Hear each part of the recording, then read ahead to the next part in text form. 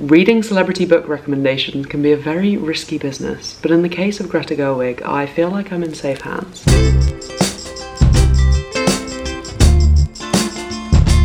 In this video, I'm going to read 3 books. She actually has a list of 10 recs, but we're sticking to 3 for now. Little entry into the world of Greta Gerwig literature. I was already feeling pretty confident about reading some Greta books because I am obsessed with Lady Bird, which is a coming-of-age film that Greta Gerwig directed, and it was just stunning. Like, I know this woman's gonna have good taste in books. The book that really confirmed that this was gonna be a good list, this was gonna be a good week of reading, was The Idiot by Elif Bautman.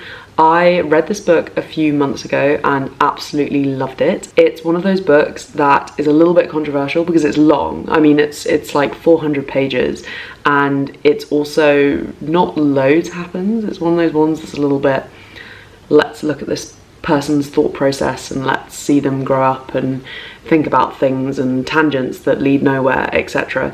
And I think I get it. People find that really boring, but I love that kind of book, and seeing it on Greta's list filled me with a lot of confidence. About The Idiot, she said, "She accomplishes in this novel what I'm always trying to do in film, make the mundane extraordinary not by adorning it, but by telling it as it is.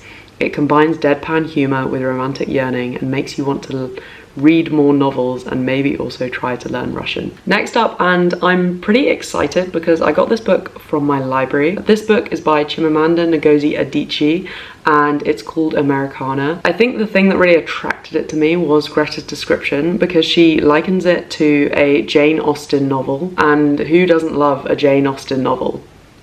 Probably a lot of people, but I love a Jane Austen novel, and that's what matters. She says, in this book, Miss Adichie has constructed a full-on romance that has the addictive power of a Jane Austen novel, but with the specifics of life in Nigeria, as well as life in the United States as an immigrant. I fell in love with Ifemelu and Obinze in a way that I haven't felt since I was a child reading novels for the first time. The other 2 books that I'm reading, I'm really excited about because they are by authors that are incredibly well known and authors that people I like and respect the opinions of.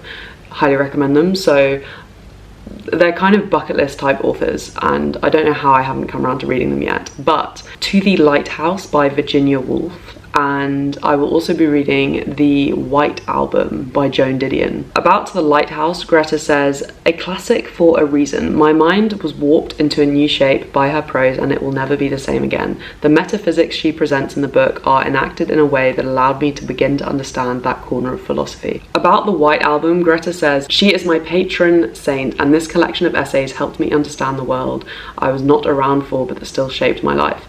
Her truths are tiny knives piercing the surface and bleeding out the illusions of life, especially in California." Did you hear that throat noise? I'm sorry if you did. I'm gonna start with Americanah, and because I got it from the library. I've got to get this back to the library ASAP. I think this is the one problem with library books. I then get really intense about not wanting to miss my return deadline. So that's my demon. Okay, I'm gonna get started now. I will see you soon. Also, sorry, unrelated, I'm currently at home and I'm loving it. I've taken some footage actually of the plants in the garden, and I'll put them in because they're stunning and it's kind of end of summer. There's a lot of beauty around me right now. Okay, enough from me.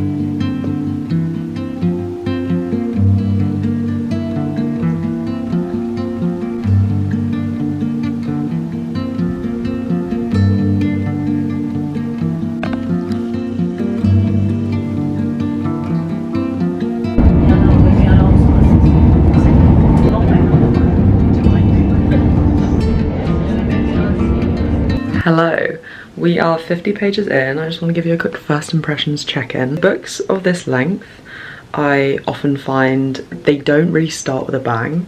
They start with you kind of warming up, you getting to know the characters. The build-up is generally a lot slower, and I am finding that with this book, but I'm not complaining. I definitely also see the likeness to Jane Austen already. I don't know, I think we're in for a really good book.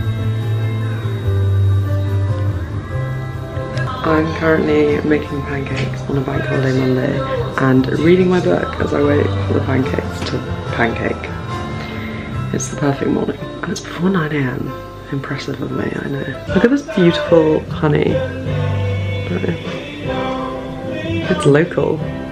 We're gonna have it on the pancake. They're banana pancakes, they have bananas mashed into them, which is particularly exciting. Anyway, in terms of the book, my main feeling right now is that I am absolutely in love with the characters, particularly our main character. Like, she's just such a human character, and I'm finding it really interesting. It's just a very compelling, warm story. I have finished Americanah, and I'm in the Lake District for a little holiday, having a lovely time, in case you're wondering what these beams were. It set a really high bar for this video, to be honest. You felt all the emotions. It was clearly a bit of an epic tale. Like, it spanned a few decades, but obviously that's not the only thing that makes you, like, it has to also be good, and it has to also be good at depicting the highs and lows of someone's life. Obviously I love a good kind of flawed character, and Ifemelu was definitely, she was definitely flawed. And I also just found it really, really interesting, like all the observations around race and culture, being black Nigerian versus black American, and she talks about that not just through reading the book, but then you also have this, because she writes a blog on race when she's in the States, you get that angle as well. I think sometimes when books have letters scattered throughout, or blogs scattered throughout, sometimes it can feel a bit unnecessary and a bit like they're just trying to be hip, but it's not really telling you anything or adding anything to the story. But this, in this book, I really enjoyed, and it's also just a very lovely love story. So yes, read it if you haven't already. I am next reading the White Album. I've decided to put off the Virginia Woolf book because that I anticipate being the heaviest and the most difficult for my little pea brain, and I feel like while I'm on holiday this weekend I don't want to strain my little pea brain.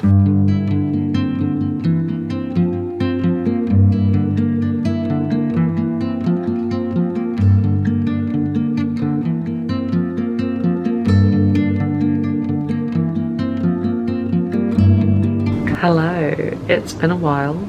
I haven't been reading very much recently. I come back from the Lake District, in case that isn't obvious, and I'm halfway through the White Album, and I have to say I'm finding it not as I expected. I'm finding it a lot harder to read than I expected.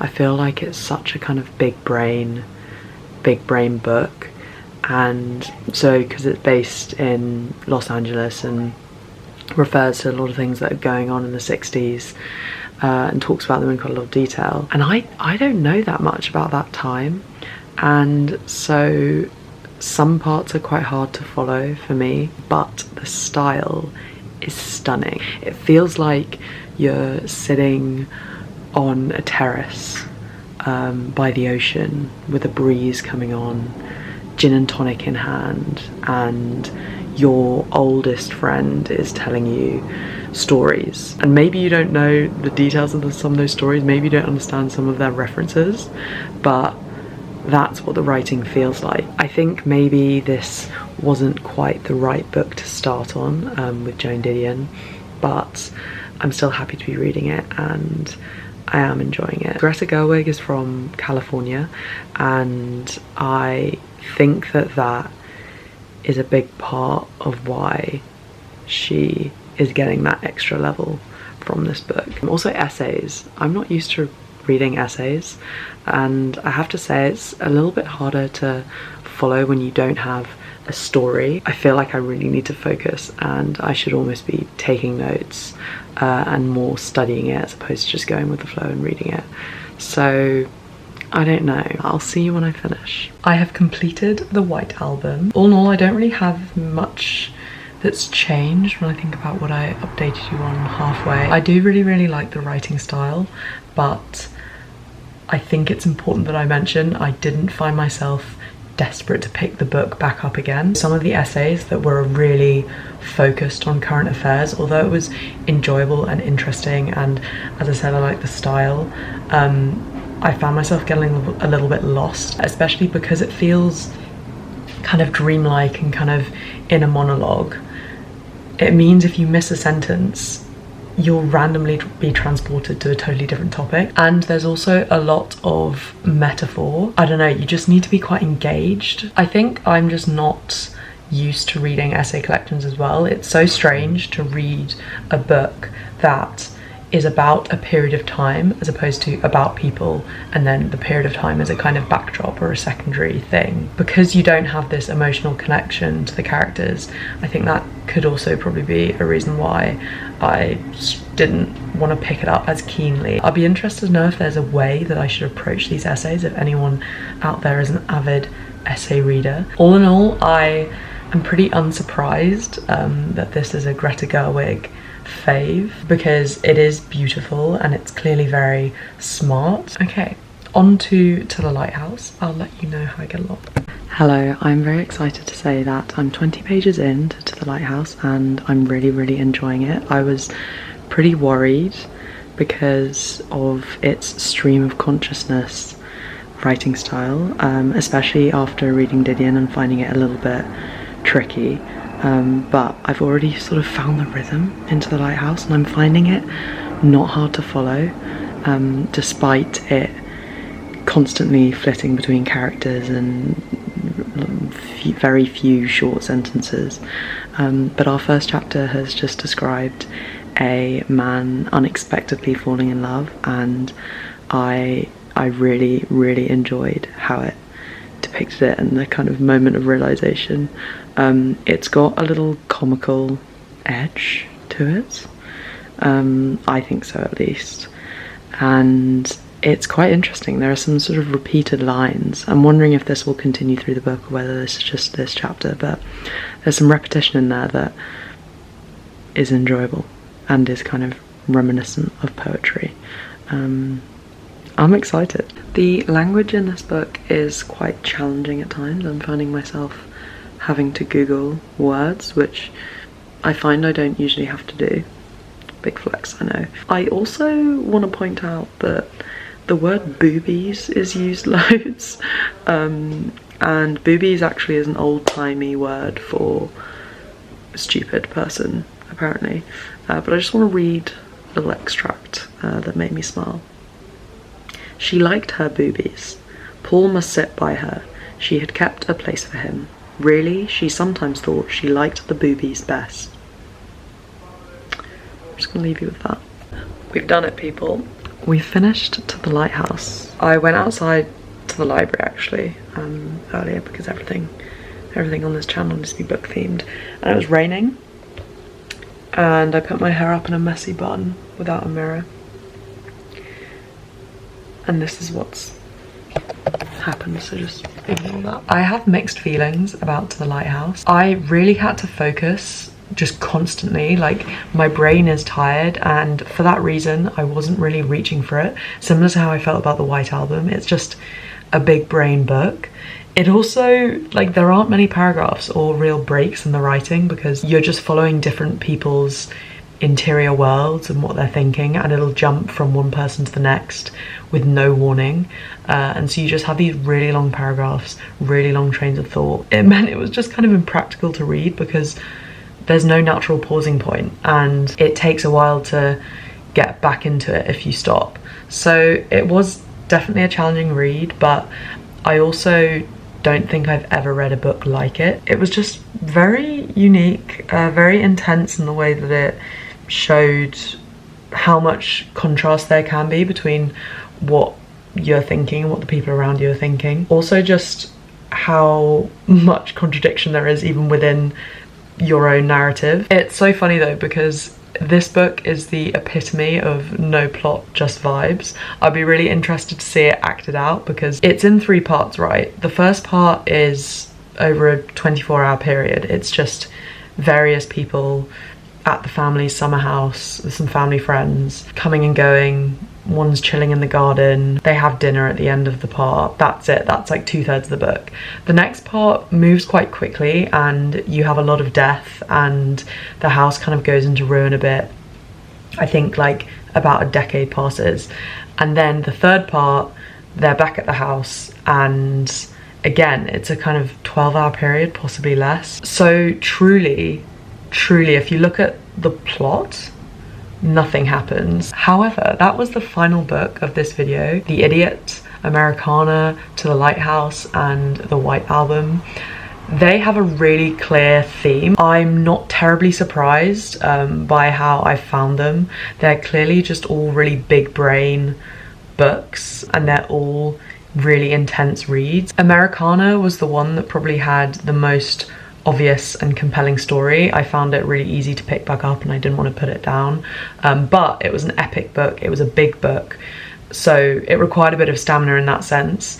The White Album and To the Lighthouse, they were a lot harder to keep reading. So much brain juice was required. And then The Idiot is a kind of mixture of the two. It's longer, it does have more of a story, but there are a lot of tangents, and it's kind of, you can see the pattern across all four of those books, or at least you can see the theme across all four of those books, which I think is pretty cool. Greta Gerwig clearly has an incredibly distinct style. She wants to understand the complexities of the inside of the brains of women. That seems to be her passion, and I think that's pretty evident, to be fair, based on the project she does. I don't think I have anything else to say to you, to be honest, other than give these books a go if you're feeling up for it. Have a lovely week. I will see you in the next one. Goodbye.